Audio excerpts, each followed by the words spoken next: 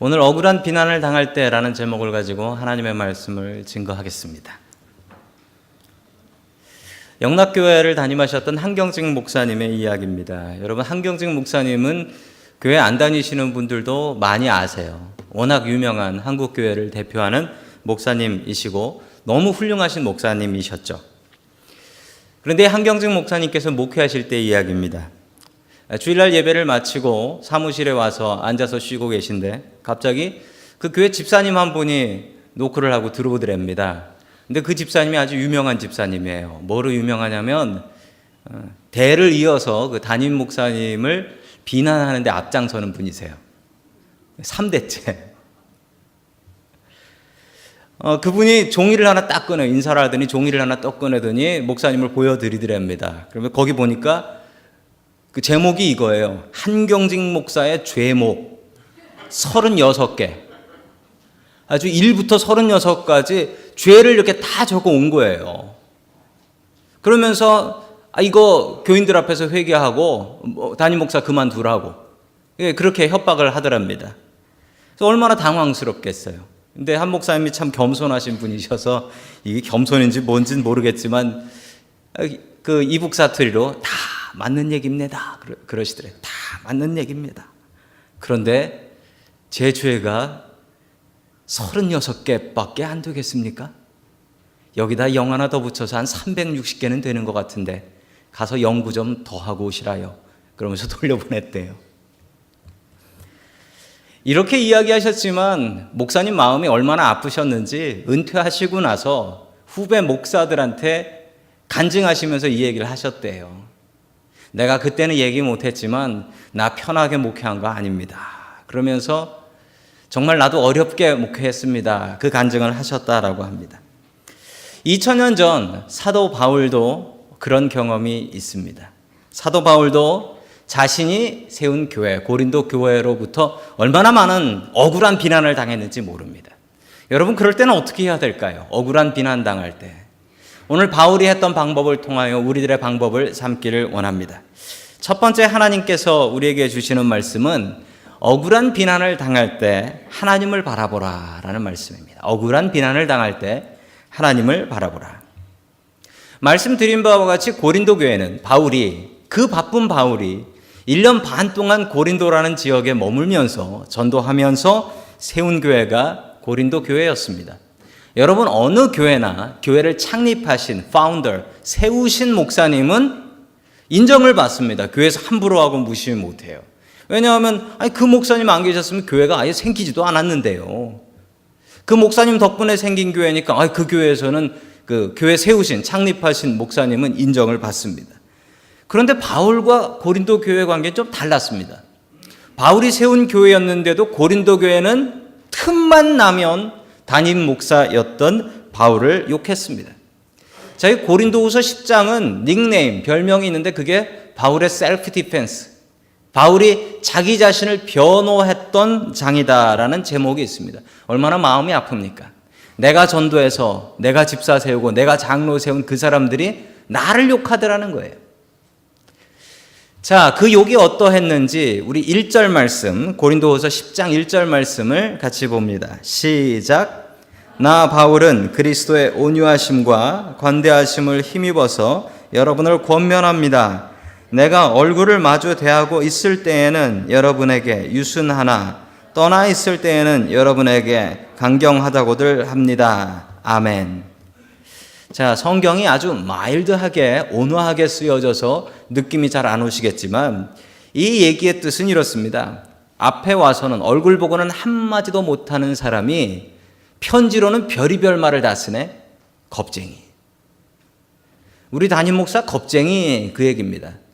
당신은 와서는 아무 말도 못하는데 편지로만. 그래서 바울이 한 번은 이렇게 얘기하죠. 그럼 내가 가서 호통 한번 칠까? 가서는 좋은 얘기 해야지. 오랜만에 얼굴 봤는데 좋은 얘기 해야지. 자, 담임 목사였던 바울을, 창립자였던 바울을 겁쟁이라고 욕을 하고 있는 것입니다. 자, 두 번째 바울에 대한 비난은, 억울한 비난은 무엇이었을까요? 우리 7절 말씀 같이 봅니다. 시작. 너희는 외모만 보는도다. 만일 사람이 자기가 그리스도에게 속한 줄을 믿을진대 자기가 그리스도에게 속한 것 같이 우리도 그러한 줄을 자기 속에서 다시 생각할 것이니라. 아멘. 이건 더 심합니다. 이 뭐가 심하냐면요, 뭐라고 합니까? 너희는 외모만 보는도다. 여러분, 여기서 추측할 수가 있습니다. 바울의 외모가 어땠을까요? 바울이 별로 외모가 좋지 못했습니다. 바울이 잘생긴 외모가 아니었다는 거예요. 그 바울과 테클라 행전이라는 책이 있습니다. 바울 시절에 쓰여졌던 책이죠. 자, 이 책에 보면 그 바울의 외모에 대해서 설명을 하고 있는데 뭐라고 설명하냐면 대머리에, 키는 작고 매부리 코에 안짱다리에다가 눈썹은 2개가 붙어 있다. 이 뭐 순학질 여사도 아니고 이게 뭡니까? 이게 붙어 있다. 그래서 사람들이 바울을 보면 외모를 보고 뭐 저렇게 생겼어. 저 얼굴은 개그맨이나 할 얼굴이지. 라고 비웃었다고 합니다. 자, 어느 아버지와 아들의 이야기입니다. 아들이 좋아하는 여학생이 있는데 이 아들이 너무 부끄러워가지고 가서 고백을 못하는 거예요. 좋아한다고 얘기를 하고 싶은데 얘기를 못하는 거예요. 하도 답답해가지고 아버지가 자기 아들을 불러다 놓고 이렇게 얘기했습니다. 아들아, 용기를 내서 고백을 해라.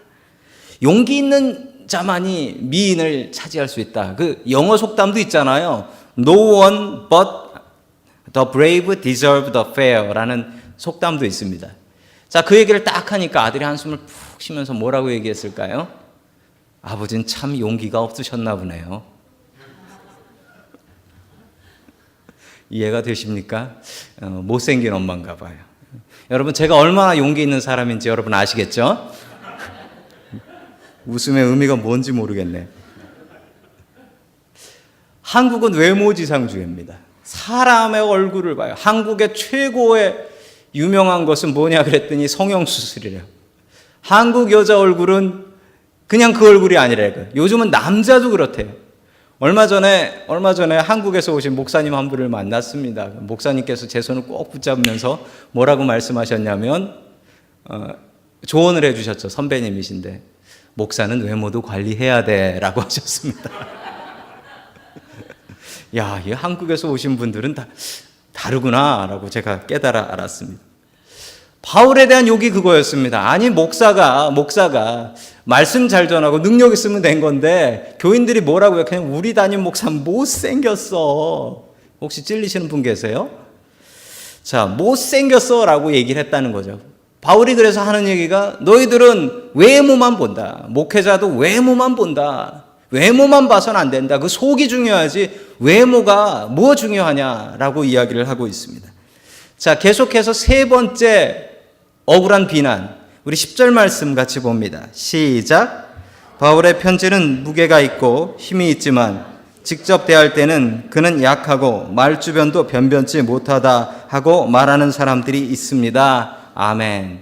예, 이렇게 따옴표로 들은 얘기를 이야기하고 있습니다. 아유, 기가 막힌 얘기죠. 이건 정말 치명적입니다. 목사 못생겼다, 뭐 그 얘기는 참을 수 있어요. 근데 여러분, 정말 못 참을 이야기가 목사 설교 못한다, 이거 못 참는 얘기인데 교인들 입에서 나오는 얘기가 바울은 차라리 편지로 설교를 하는 게 낫겠어. 이 뭐 만나서 설교하면 그 변변치가 못해서 이 들을 얘기가 없어. 글 잘 쓰는 사람이 있고 설교 잘하는 사람이 있나 봅니다. 글 잘 쓰는 사람이 있고 다른가 봐요. 바울이 글을 그래서 많이 쓴 것 같습니다. 그리고 바울이 설교를 못했다라는 증거는 성경에 여러 군데에 나옵니다. 여러분, 유두고라는 청년을 아십니까? 이 드로아에서 바울이 설교를 하는데 이 유두고라는 청년이 3층 난간에 걸터 앉아서, 자리가 없어서 걸터 앉아서 설교를 듣는데, 여러분 상상해 보십시오. 3층 난간에 걸터 앉았으면 정신을 차렸겠죠. 왜냐면 떨어지면 죽으니까. 근데 바울 설교를 듣다가 떨어져 죽었다니까요. 설교를 어떻게 했을까요? 상상이 가지 않습니다. 교인들이 이런 이야기를 바울이 들으라고 했고 그 소문이 나서 바울까지 들었고 바울은 따옴표를 해서 이런 얘기하는 사람들도 있다라고 이야기를 했습니다. 여러분, 이 얘기를 들은 바울의 마음은 얼마나 찢어졌을까요? 목회를 하다 보면 힘든 일이 있습니다. 또 억울한 일을 당할 때가 있죠. 제가 목회 처음 시작했을 때 그 풀타임 전도사 했었을 때 이야기입니다. 그때 교회에 무슨 일이 생겼고 그 일을 그냥 제가 책임을 지게 됐어요. 제 잘못은 아닌데 그냥 제가 책임을 지게 뒤집어 쓰게 됐습니다. 뭐냐면 교회 홈페이지에 어느 분을 막 비방하는 뭐 말도 안 되는 글들이 올라오는데 그 실명으로 자기 이름을 넣지 않고 한 글은 다 삭제하라라는 그 지시가 있어서 저도 이제 제가 그때 그 전산 담당이어서 그거 다 제가 자기 이름 안 쓰고 한 건 싹 지웠어요. 그랬는데 그 중에 한 분이 뭐 막 비난을 욕을 해대는 분이었는데 그분이 교회 집사님이었어요.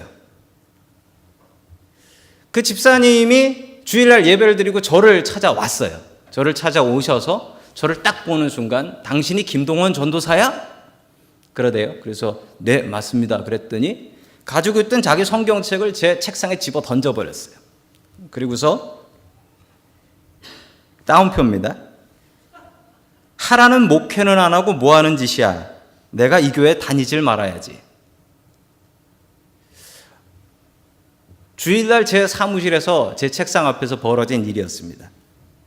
그때 제 마음이 정말 아프더라고요. 정말 이 상처는 몇 년이 가도 지워지지가 않더라고요. 그러면서 마음으로 드는 생각이 목사는 교인이 목사라고 인정 안 하면 목사가 아니구나. 내가 이 목회를 왜 시작했을까? 정말 갈등이 들더라고요. 갈등이 되고 괴롭더라고요. 그런데 하나님께서 너무 괴로워하니까 하나님께서 제 마음속에 울림으로 말씀해 주셨습니다.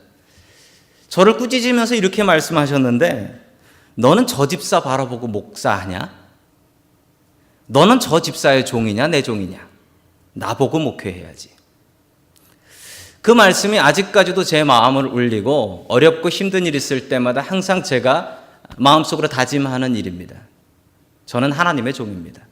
어렵고 힘들고 억울한 일 있을 때 제가 바라보아야 될 분은 사람이 아니라 하나님이라는 걸 다시 한번 강하게 하나님께서 그 일을 통해서 저에게 알려주셨습니다. 고린도 교회는 더욱더 심하게 바울을 가짜 사도다. 저 출신을 알 수 없는 사람이다. 저건 사도도 아니고 무허가 가짜 사도고 가짜 목사다. 라고까지 욕을 했습니다. 그럴 때 바울은 흔들리지 않고 바울은 하나님을 바라보았습니다. 하나님을 바라보았어요. 음악하는 사람들의 꿈이 있답니다. 음악하는 사람의 꿈은 저 카네기 홀이라는 저곳에서 독주회를 하는 것. 그것이 음악하는 분들의 꿈이라고 합니다. 저기서 연주하는 것은 큰 영광이죠. 어느 피아니스트가 카네기 홀에서 연주를 하게 되었다라고 합니다. 카네기 홀에서 연주할 정도면 아주 대단한 실력인 거죠. 연주회가 끝나자 사람들이 다 일어나서 기립박수를 치면서 앵콜을 외쳤습니다. 그런데 이 피아니스트가 연주가 끝난 다음에 일어서서 어쩔 줄을 모르고 어디를 바라볼 줄 모르고 얼굴이 빨개져서 땅만 바라보고 있는 거예요. 앵콜을 받지도 않고. 그러자 사람들이 꽃다발을 들고 위로 올라갔습니다. 올라가서 이 피아니스트한테 말했습니다. 아니 당신은 이 사람들이 이렇게 일어나서 기립박수 치는 소리가 들리지가 않습니까? 자 그러자 이 피아니스트가 이렇게 얘기했어요. 저 앞에 있는 저 노인 한 분이 일어나지도 않고 박수도 치지 않습니다. 아니 저 노인 하나가 뭐가 그렇게 중요합니까? 이 많은 사람들이 다 박수를 치고 있는데. 그러자 이 피아니스트가 이렇게 얘기했대요. 저 노인이 저에게 피아노를 가르쳐준 교수님입니다. 오늘도 저 교수님에게 저는 인정받지 못했습니다. 오늘 연주회는 실패입니다. 라고 하면서 울면서 나가더랍니다. 모든 사람들이 박수를 칩니다. 환호합니다. 그런데 하나님께서 박수를 안 치십니다. 그러면 실패한 인생입니다. 모든 사람이 다 내 욕을 하고 다닙니다. 비난합니다. 그런데 하나님께서 잘했다라고 박수 치시면 그건 성공한 인생입니다. 바울은 사람의 비난을 바라보지 않았습니다. 힘겹고 어려운 일 있을 때, 사람들이 억울하게 비난할 때, 억울해서 잠 못 이룰 때, 그때 바울은 하나님을 바라보았습니다. 하나님 바라보면서 하나님으로 위로를 삼았습니다. 여러분, 결론은 하나님입니다. 우리가 사람을 통해서 위로를 받고 사람을 통해서 인정받으려고 한다는 것 자체가 문제입니다. 괴롭고 어려운 일, 억울하게 고통당할 때 여러분이 바라보아야 될 분은 하나님이십니다. 하나님 바라보면서 우리의 참된 위로를 삼을 수 있는 저와 여러분 될 수 있기를 주님의 이름으로 간절히 축원합니다. 아멘. 두 번째, 하나님께서 우리에게 주시는 말씀은 주님을 자랑하며 살아야 한다라는 말씀입니다. 주님을 자랑하며 살아야 한다. 이 고린도 교회는 자랑이 많은 교회였습니다. 얼마나 자랑이 많았냐면 이 방언 기도를 하는 사람들이 자랑하고 싶어서 예배 때 막 방언 기도를 해서 예배가 방해됐다. 그 정도로. 또 예언하는 사람들이 얼마나 예언하는 것을 자랑하고 싶었냐면 예배 도중에 뻘떡 일어나서 예언을 하는 거예요. 예배 방해를 하면서. 자랑하기를 좋아했던 교회였습니다. 심지어는요, 고린도전서 13장, 그 사랑장이라고 하죠. 그 사랑장 4절에 보면 사랑은 자랑하지 않으며, 여러분, 자랑하면은 내 마음은 뿌듯해질지 모르지만 다른 사람 마음은 푹 기가 죽습니다. 그게 자랑이에요. 고린도 교회는 자랑을 많이 하는 교회였습니다. 심지어 이런 일도 자랑했어요. 우리 고린도 전서 1장 14절부터 15절 말씀 같이 봅니다. 시작. 내가 여러분 가운데서 그리스보와 가이오 밖에는 아무에게도 세례를 준 일이 없음을 하나님께 감사드립니다. 그러므로 아무도 나의 이름으로 세례를 받았다고 말하지 못할 것입니다. 아멘. 고린도 교인들이 뭘 자랑하고 다녔냐면 나는 이래봬도 우리 담임 목사였던 바울에게 세례를 받은 사람이다. 이걸 자랑하고 다녔던. 넌 누구한테 받았냐? 여러분, 세례를 주시는 분은 하나님이십니다. 누구한테 세례 받았다라는 건 자랑할 일이 아닙니다. 내가 어느 유명한 목사님한테, 저 같은 목사한테 세례 받은 건 자랑치 않더라고요. 근데 어느 유명한 목사님한테 세례 받으면 그거 자랑하더라고요. 근데 여러분, 중요한 건 그 목사님한테 세례 받은 거면 큰일 납니다. 하나님께 받은 거예요. 누구한테 받은 게 중요한 게 아니라 하나님께 받은 게 중요한데, 이 고린도 교회 교인들은 이걸 자랑하고 다녔다는 거예요. 내가 바울한테 세례 받았다. 난 누구한테 세례 받았다. 이걸 자랑하고 다녔다는 거죠. 여러분, 그래서 바울이 자랑하는 원칙을 정합니다. 그 원칙이 17절, 고린도후서 10장 17절에 잘 나타나 있습니다. 같이 보겠습니다. 시작. 자랑하려는 사람은 주님 안에서 자랑해야 합니다. 아멘. 바울의 자랑의 원칙을 세웁니다. 자랑할 사람은 자랑하시오. 그런데 원칙은 주님 안에서 자랑하시오. 주님 안에서 자랑하시오. 여러분, 주님 안에서 자랑하라는 말이 뭘까요? 이게 참 애매합니다. 이 주님 안에서 자랑하라 그러면 교회에 와서 자랑하라는 건가요? 아니면 교인들끼리 자랑하라는 건가요?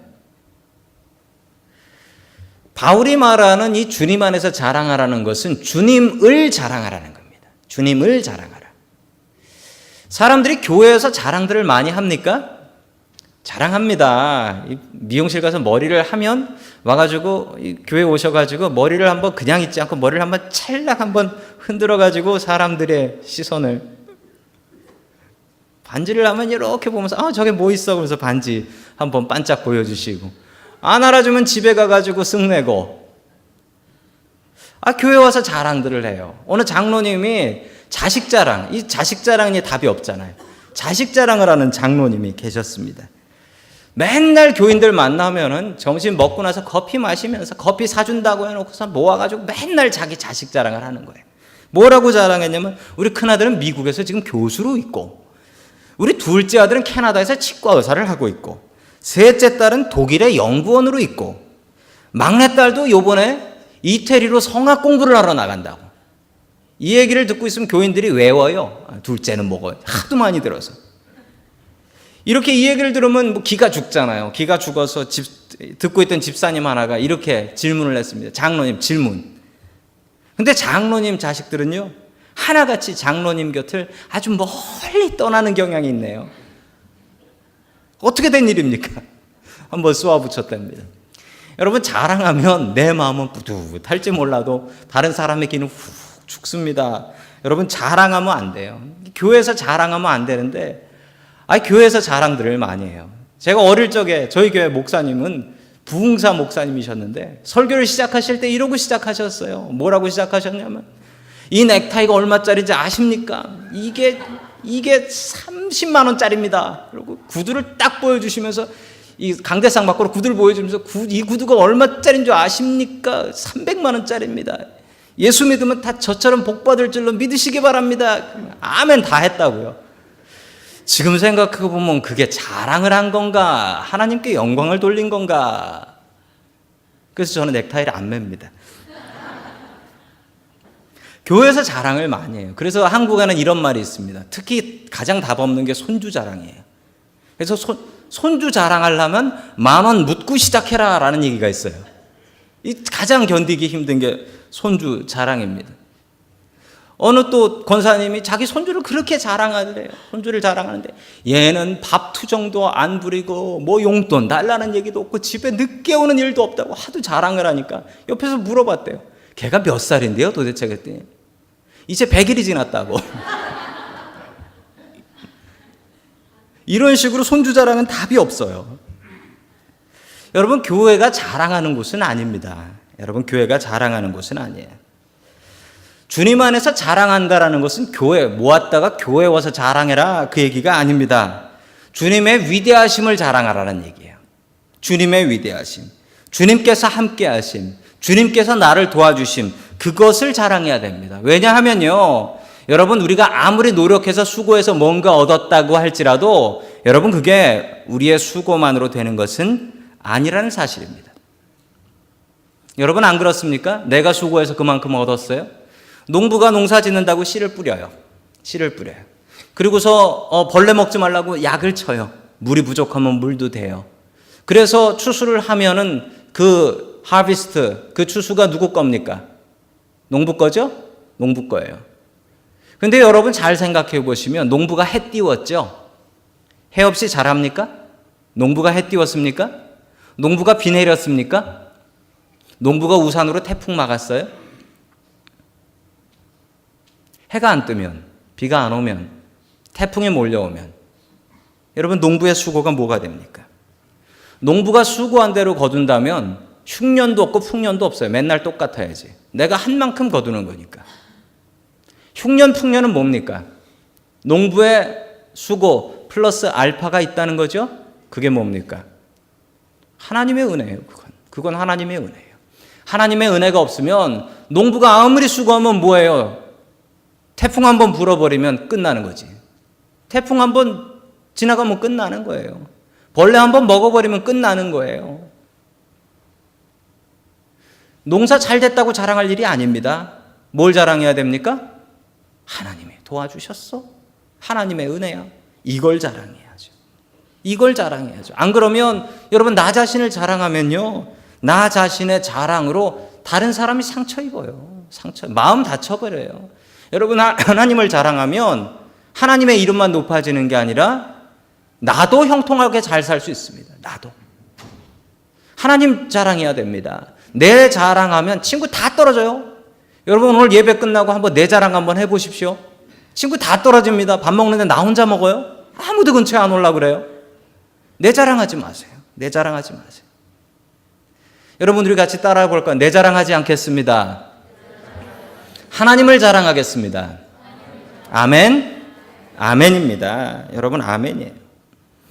제가 저희 교회에서 담임 목회를 한 지 8년이 넘었습니다. 8년이 넘었어요. 제가 처음에 아시는 분들은 아실 거예요. 제가 청년부 부목사로 왔었습니다.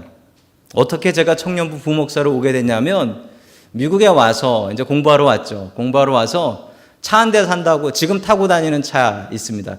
그 차를 사가지고 그냥 새 차같이 너무 중고차인데 너무 아껴가면서 그 주차장에서 차를 닦고 있었어요. 차를 닦고 있었는데 지나가는 선배님이 한 분 계셨습니다. 그 선배님이 저에게 뭐라고 말씀하셨냐면 은혜 장로교회 참 좋은 교회니까 그 교회 청년부 부목사 뽑으니까 거기 한번 어플라이 해보셔 라고 하고 가셨습니다. 제가 그 목사님을 믿는 분이었고 훌륭한 분이었고 그랬기 때문에 제가 저희 교회에 어플라이 해서 부목사로 왔다가 지금 담임 목사로 있는 겁니다.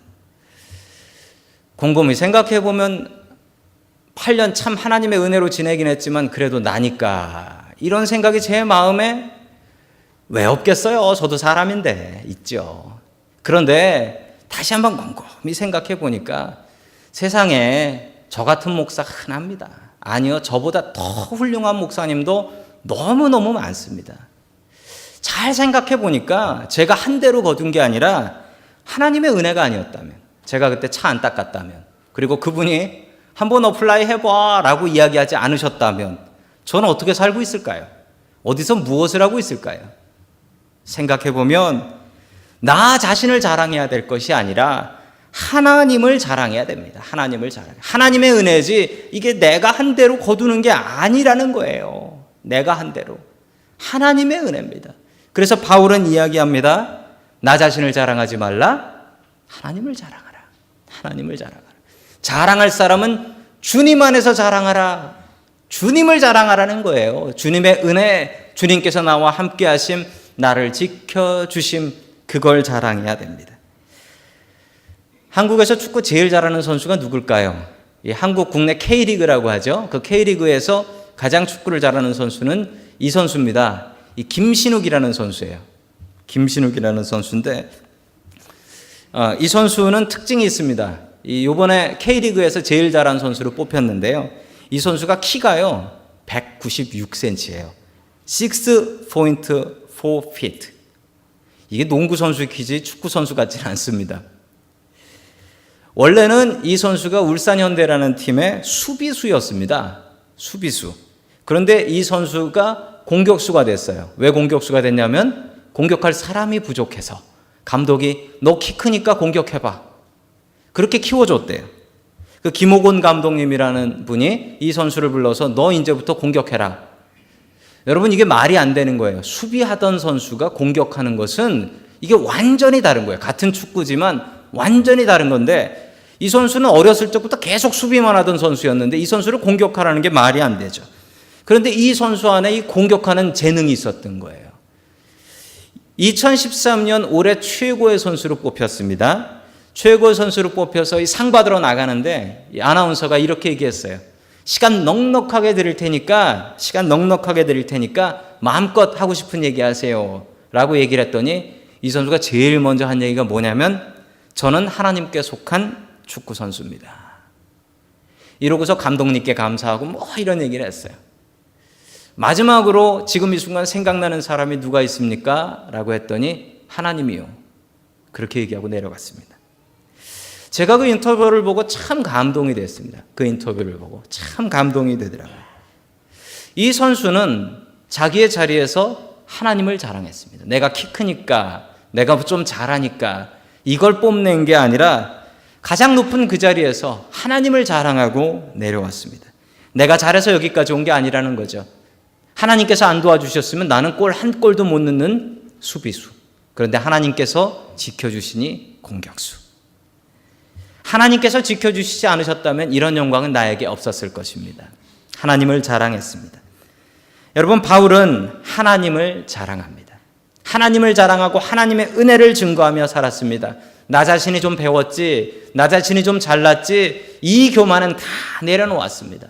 여러분, 나 자신을 자랑하려는 그 교만을 내려놓고 어디 가나 하나님 자랑하고 하나님 믿으니까 얼마나 좋은지 몰라요. 하나님의 은혜를 증거하는 저와 여러분 될 수 있기를 주님의 이름으로 간절히 축원합니다.